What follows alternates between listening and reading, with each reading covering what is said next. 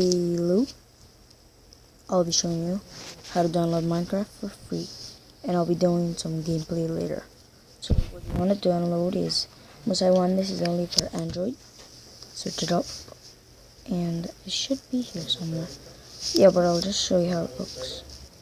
It's this green piece, and you're gonna want to search up Minecraft. Sorry for the noise in the background. And it's the one at the top, and you're gonna download that. That's the one that I have, and you're gonna go into it. It's this one here, and now you see it is 0.11.0. so yeah, let's go into my Let's Play world. So yes, this is my boat.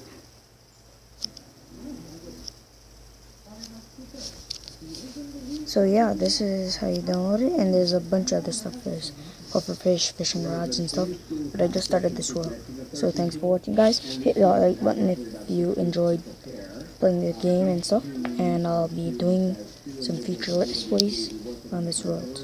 So see you next time.